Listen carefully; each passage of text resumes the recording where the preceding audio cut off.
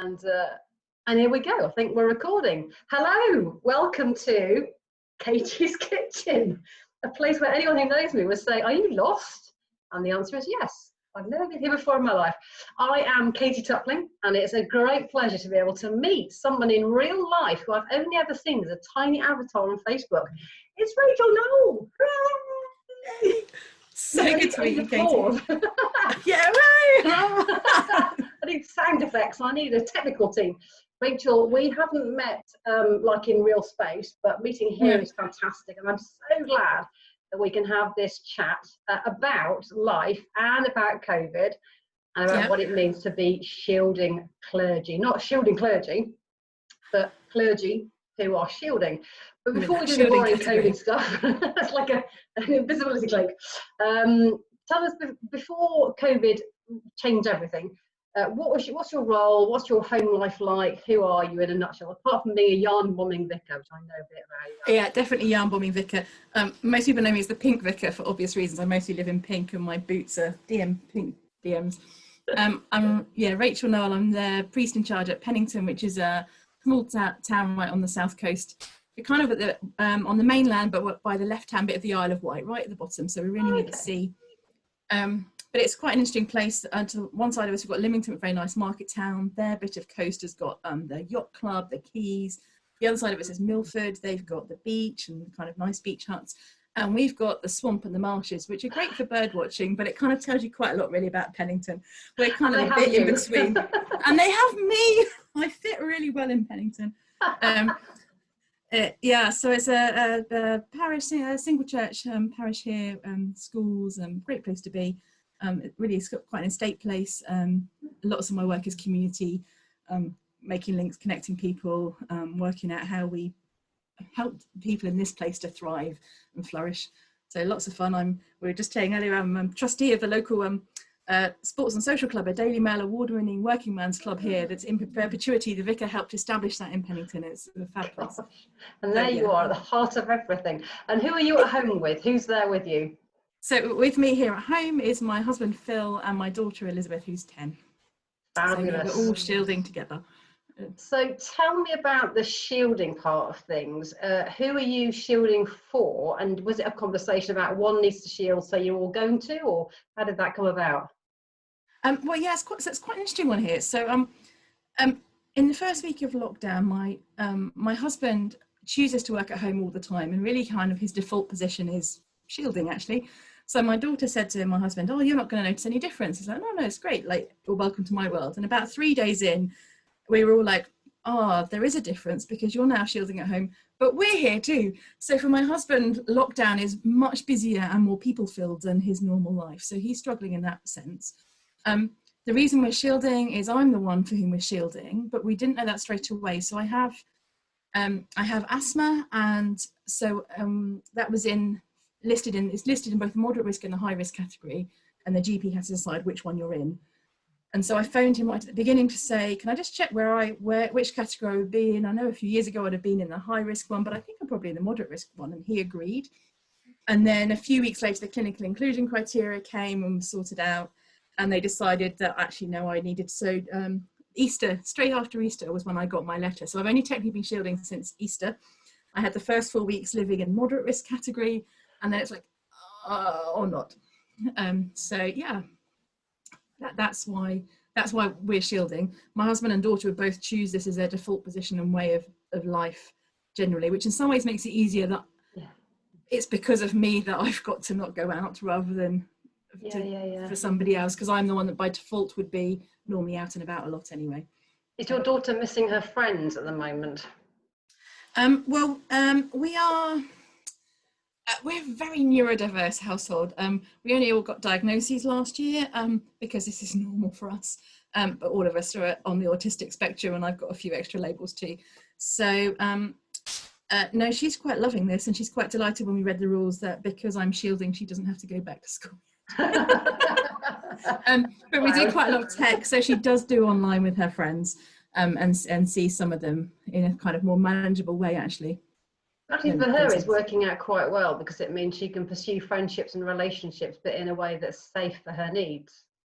It is, and it's much more I mean, and that, actually, this is one of the sides of shielding that's really working for me. My autism diagnosis was actually only end of last year. I've known I've had sensory challenges for a while.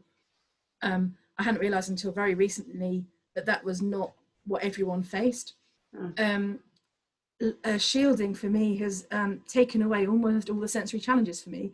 This will sound really, really wrong, but I no longer have to have a conversation with anyone where I'm near enough to smell them or near enough for them to touch me, and I don't have to have a conversation against background noise. And those are all quite big triggers for me, and I hadn't realised how much so until I didn't know it was possible to live without that being part of every day. For me, that means I actually sleep 2 hours less a night every night now in lockdown, because I am not so exhausted from trying to deal with sensory stuff. And for me, I haven't hit what I hadn't realised until more recently was known as autistic shutdown, where I get to the point that I can't process words and sound.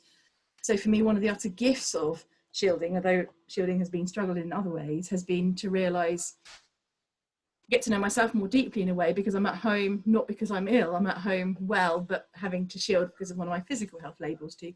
I just collect labels mostly beginning with A and B. So actually removing all of those overload triggers has enabled you to discover what kind of priest you can be when you can just be you and not having to process everything out there. Yeah. That's interesting, isn't it? Which absolutely is utter gift. So I suspect I will have in future, eventually, some quite difficult decisions to make, because I am able to think and be much, much better in this environment actually than I've ever been before, and be able to be aware of actually how much the sensory stuff does impact me. So maybe shielding for you has been, what it sounds like is kind of a lesson in things you need to implement when you re-enter whatever that looks like outside your four walls, to be able to say, what I need to flourish in a meeting is calm and quietness and preparation, and not to have things land on me at the last minute, and that kind of jokey spontaneity where everyone's going, oh, this is great, and you're going, really not. So to put things into place where you can control things a bit more, or have permission to walk away. I think it's more the noise. Yeah, I think it's more the amount of noise and input in that space. So for me, it's probably more the external input stuff that happens that it becomes overwhelming for me. And because, I mean, in priestly roles, you're very, well, I'm very cheerful and open anyway, but I think a lot of people, a priest is meant to be someone you can talk to and approach, which is lovely. And I do love people. I hope to flag that here. But it means people do tend to do a lot of wanting to touch and hug, which is something that I find I can't always cope with at all. Yeah, it takes more processing speed, which you maybe haven't got. Yes, exactly. And if this is why hermits were so keen on going off to lonely places so they could go and be with themselves, which some people might find quite painful, just being with themselves, but actually you're finding just being with yourself means you can discover who you are more so without the white noise of society. Yeah, although there's a challenge, I suspect other shielders have it as well. There's a challenge. I was coping with shielding better. I did hit a low when I got the shielding letter, because the shielding letter is really harsh when it tells you you're meant to stay separate from your children, like from other people in your house. The line that said you're meant to clean the bathroom between each person, like, oh my goodness, like cleaning the bathroom, let them clean the bathroom between each person using it, like, that's not happening. No, not in a million years. Many levels worth of work beyond possible. I mean, and it was quite a harsh letter to receive. There's not much compassion or softness in the letter. You're a bit like, really stark. So that was a really low point.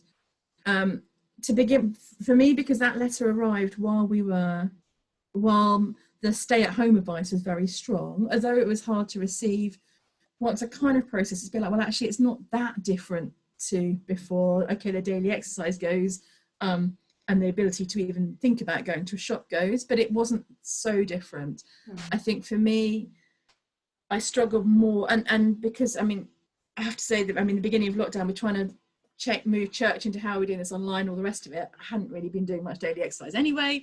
It's like, let's be honest, overrated.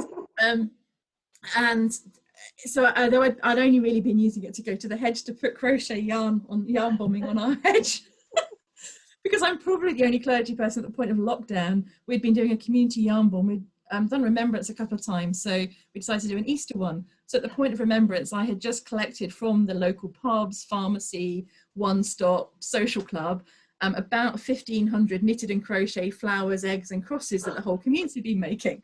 But lockdown happened before the group meeting when we could all assemble it. So I had on my vicarage hallway floor bags and boxes of knitted stuff.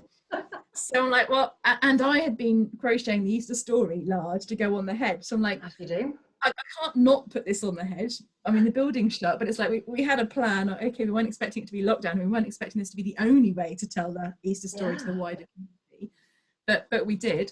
Actually, I'm going to just change my Zoom background. So we, what we did with the, is it going to let me do it? What we did with the crochet on the hedge was encourage people locally, if they were going on daily exercise, to take their selfie with Jesus. And then we made a Zoom background so you could take your virtual selfie as well. Which loads of people did. And the donkey, he's riding on a donkey, and the donkey's riding on, I'd forgotten to crochet the tail, so it turned it locally into local pin the tail on the donkey, and people took photos of it and edited in the tail. So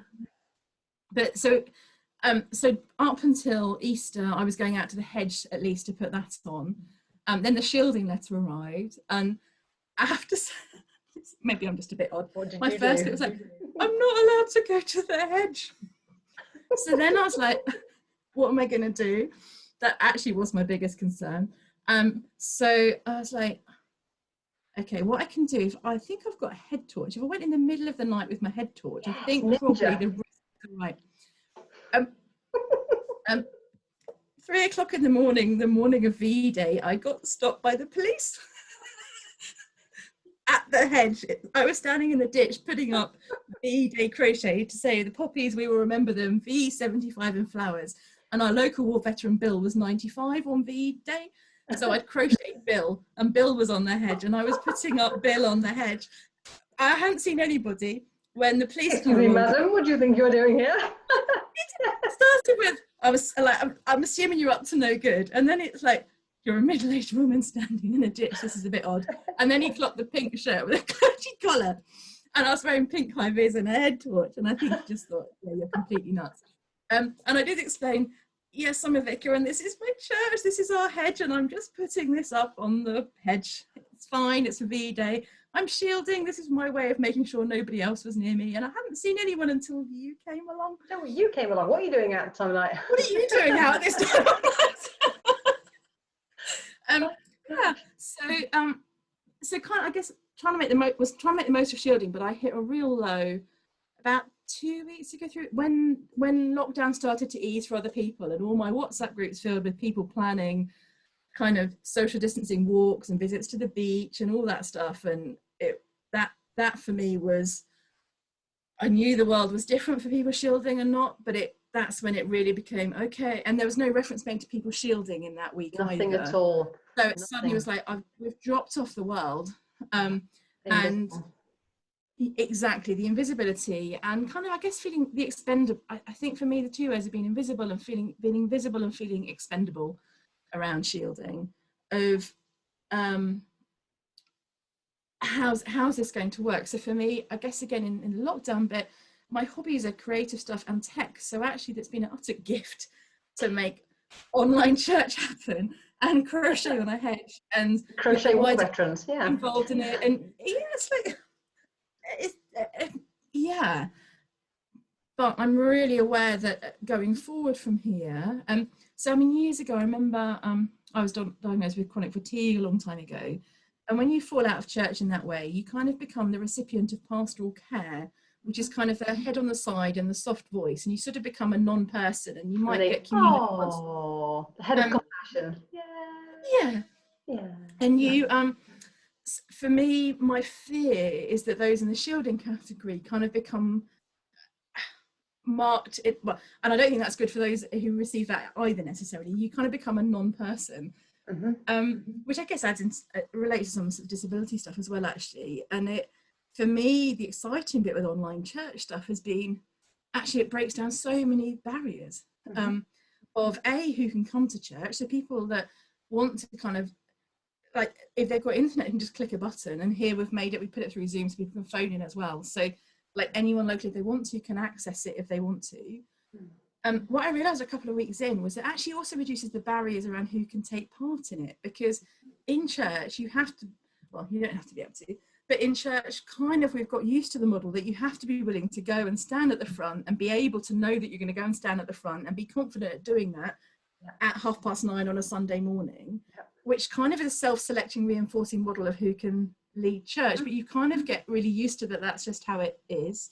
I haven't always fitted that. I mean, one of my labels, it turns out, is bipolar, so there've definitely been massive periods of anxiety for me. What for me realizing in this season is that actually, so we're doing a service where we mostly pre-record. Actually, with anxiety, you can pre-record whenever you like at home. So actually, it takes as you want if you get it wrong. Absolutely, and you don't have to share those with anyone if you don't want to, or you could do it with someone on Zoom and they can record it for you. And so actually, it's been really exciting that actually some of the barriers around who can even take part in leading services and be involved has also shifted. I think it was really exciting. So for me, there's massive gifts in that, but there's where do we go from here? And I don't really want to be in a place where church then just becomes, okay, well, we can put a nice camera back in the building and stream what happens in the building, and you guys at home can just watch us in here. I'm quite nervous that language, where people have engaged with online, for me, my fear is that the language is such that that will be seen as good enough. And my fear is that knowing how I felt when just that week of shifting and people going out to the beach, how separate I felt from that. For me, my fear is that as we go forward with churches, that actually an awful lot of people that for whatever reason, either in the shielding category or choose that the risk is too much and choose to stay at home, become the second class kind of part of church. Which I think is what we've done often in the past for people who for whatever other reason can't come to church. You're kind of recipient of care rather than still seeing as a kind of valued grown-up member of church, just not in the building in the same way. So, rather than being the body of Christ, it's prosthetic in the cupboard. Yeah, exactly. Or we'll get you out and like pat you every so often and show you a picture. Like Christmas lights, we'll get you out at Christmas and that's it. So how far ahead do you think at the moment? Do you look? Did you find at the beginning of shielding you're thinking, well, 12 weeks and I'll start to emerge?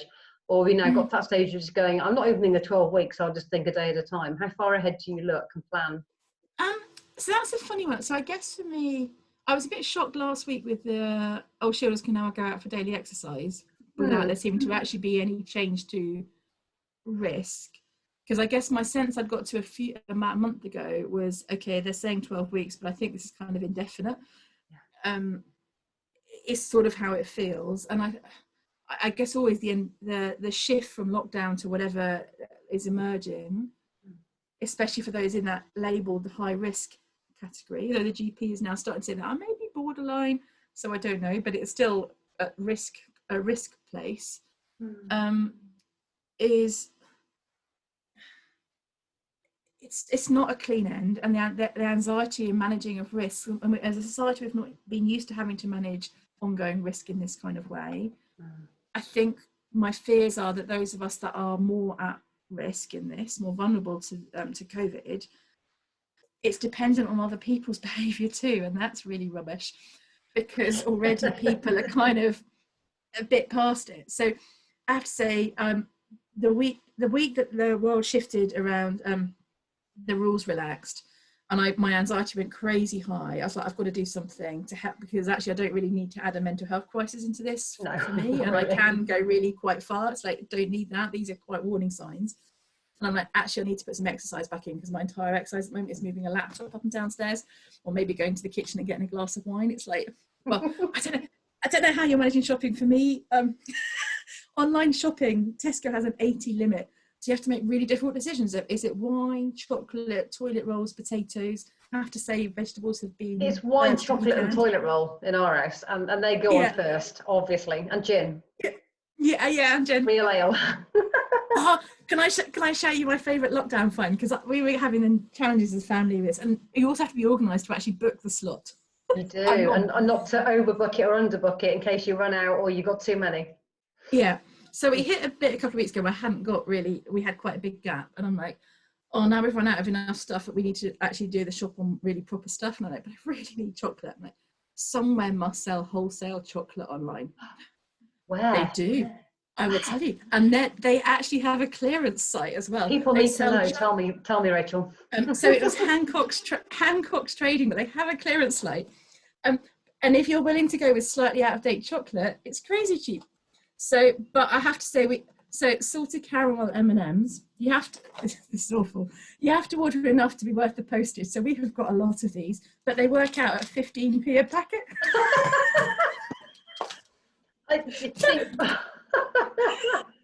See, one of my questions to you next was going to be, what top tips do you have for other shielders? And that's the top tip, isn't it? Wholesale chocolate. Absolutely. That and eventually I think a friend gave me a voucher code for the Who Gives a Crap toilet rolls, and we bought a massive box of toilet rolls, so we will not run out of toilet rolls. Toilet roll of chocolate, that's your shielding needs. So what other top tips have you got, things that have worked for you really well? Well, so the other bit for me was the exercise bit was like, I've got to find a way to do exercise. I don't like exercise. I've got to find a way to do exercise. I've got 2 people in my house who don't do exercise either. They're quite happy not to. But my mental health's going... With all that chocolate in the house, you've got to burn with it all the somewhere. chocolate, I really need to do some exercise. So I was brave enough, and I talked to the PE teacher at school, and she hatched a plan that I could drive to... I mean, school's not very far away. It's like 4 minutes walk, but it is the other side of One Stop on Tesco, and I can't get past One Stop on... Well, I can't go for a walk, and I can't get past those safely. There's people everywhere. So I drive to school after the kids have gone, and at 4 o'clock, I go and do a PE lesson. I can't believe I volunteered to do PE. But the PE teacher lets me in through the gate into the school field, and the PE teacher, the head teacher, and me have just started doing Couch to 5K. Oh, well done. I'm at the couch end of the world here, but also for me, it's got me through the anxiety of being in a space. I mean, a long way from people, but in a space because that was a bit, my anxiety was going massively around people, because the letter basically tells you you've got to be scared of people. It's like, I don't want to be scared of people, but I'm scared of people because it makes you afraid of people. Absolutely. Yep. So for me, that's been a little step. And there's a fab lady locally, a local photographer, who's been taking loads of photos of our crochet. She realised when I've been open on Facebook about it. That, Rachel, I know you're anxious, but we're going to go for a walk. I'm like, I can't go for a walk. Like, we're going to go for a walk. Like anxiety, like proper full of meltdown. Exactly. Anyway, so better. We set a time last Tuesday to go for a walk at 8 o'clock in the evening. So like most people are not around. It took her 20 minutes to get me from my front door to the pavement, but we got there because the anxiety is just like, I'm not allowed to do this. I can't do this. Because like, out there is dangerous, and out there are people who are carrying COVID. Yeah. I have the most amazing. This friend Helen is amazing. Everyone needs a Helen. So Helen had realised, I think she used to work with children with special needs, and I think I'm just like a slightly bigger version of them. She'd worked out, because one of the things I think for shielders is that we haven't been through the learning social distancing stuff that everyone else has been through, because we've just been told you've got to stay home and it's scary. It's like, so I haven't been in a shop with dots and one-way systems and whatever, and I can't do that, and I don't need to do that now.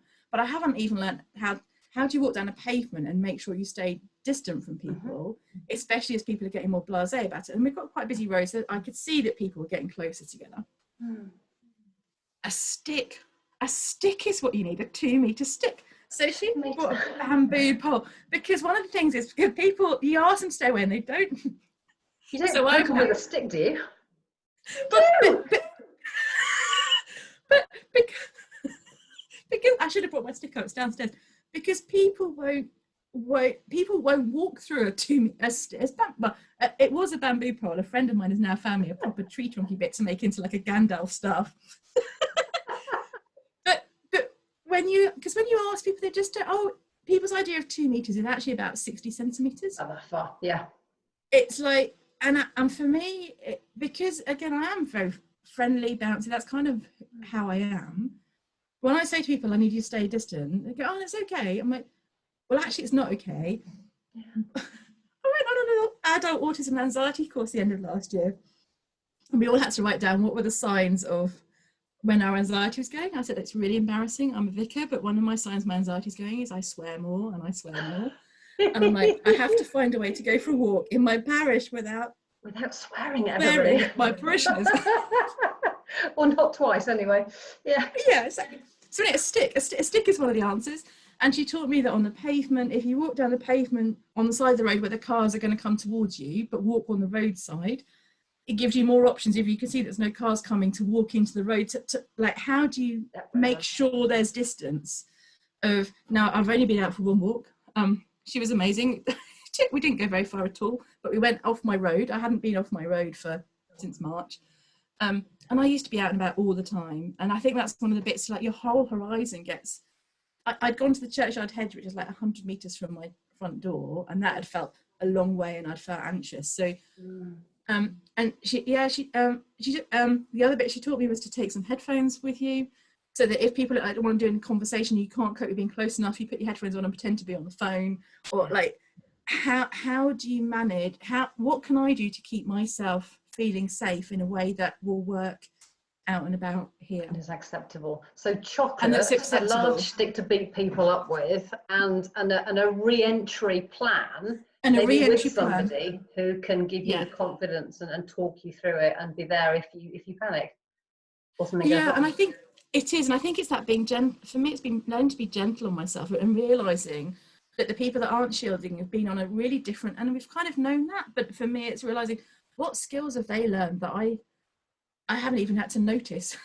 And or what skills do I need in this world that they might have learned and decided to forget about because they don't see the need. But for me to engage in any way beyond my front door, I need to have some strategies around managing that risk.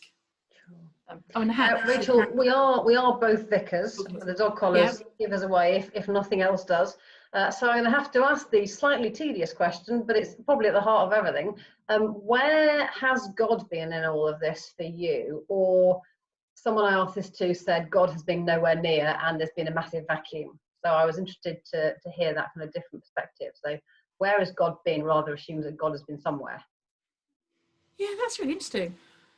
So my experience has been different than that, but maybe that's because I felt such a sense of kind of connectedness to myself as well. For me, it's felt like there's more space to kind of notice God within this, actually, and to conversations with people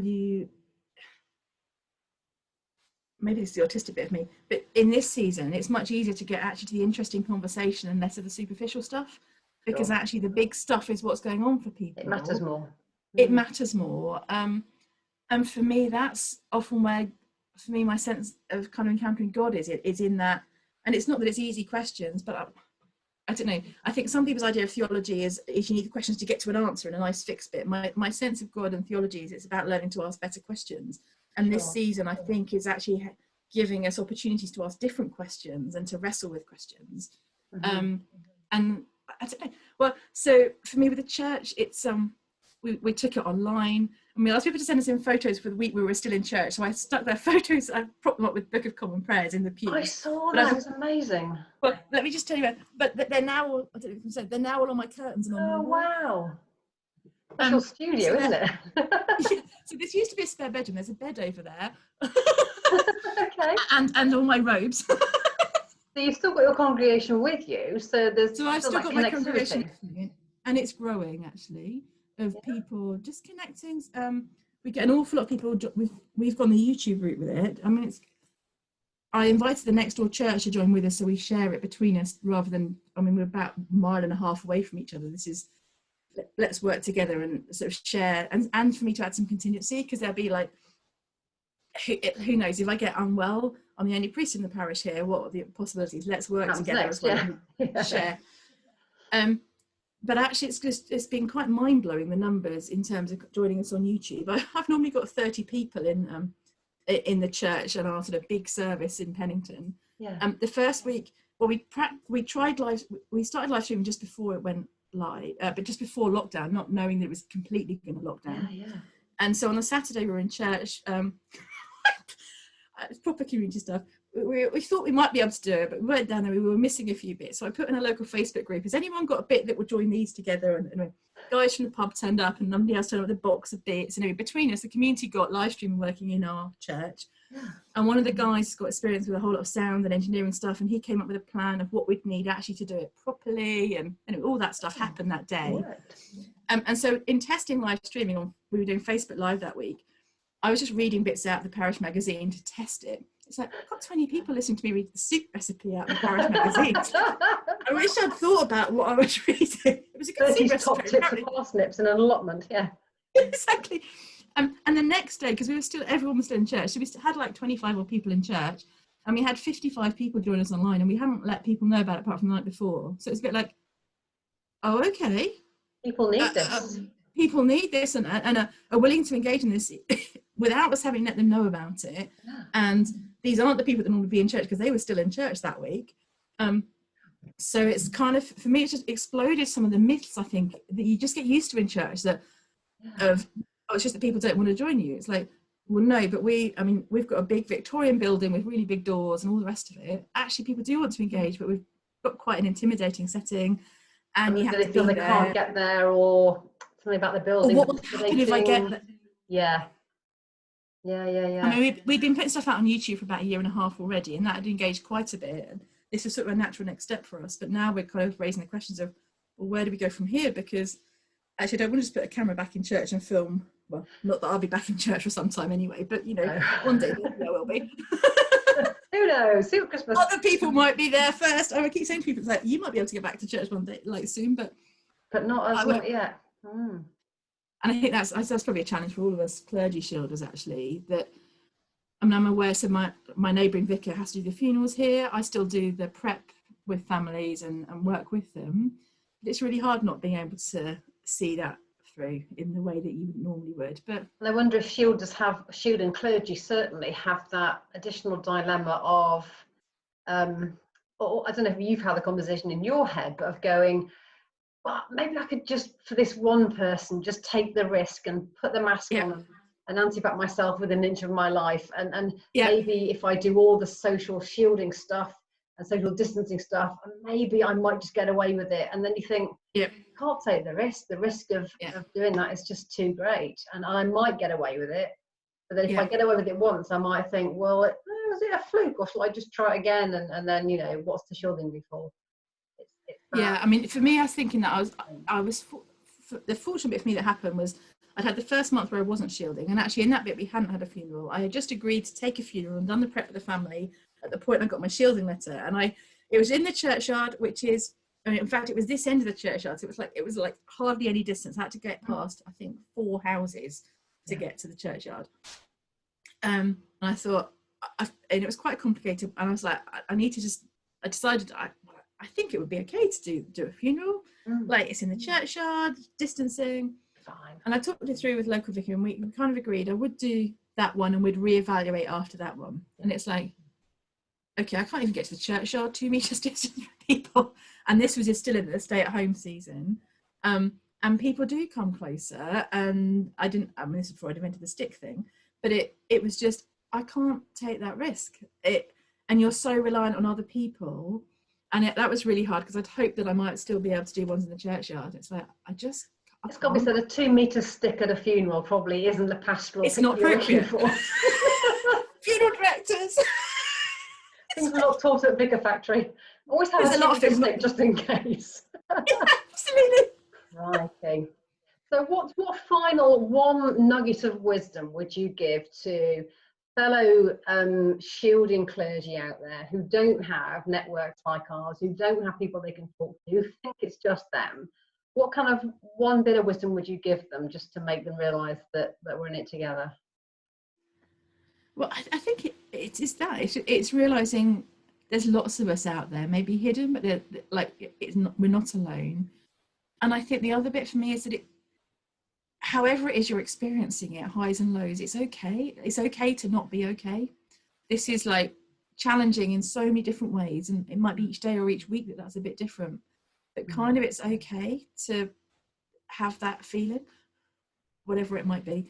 Because I think it's almost as clergy, I think we implicitly also absorb the expectation that we kind of can be strong and can cope with everything. And obviously we can't. Superhuman. and shielding takes it to a whole nother, actually we are in the marked as vulnerable in this particular scenario, and there are a lot of different anxieties that go with that, and challenges. Yeah. And chocolate. And chocolate. So you're not alone. It's okay to not be okay. Stock up on wholesale chocolate and have a 2-meter long bamboo A 2-meter cake. stick. Yeah, perfect.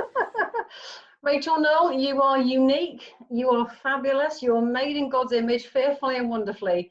And you are a vision in pink. You're awesome. It's so good to meet you, Katie. Thank you so much for being part of my recording. And come back onto my YouTube channel for more of this kind of stuff, although probably nothing like this with Rachel. Thank you for watching.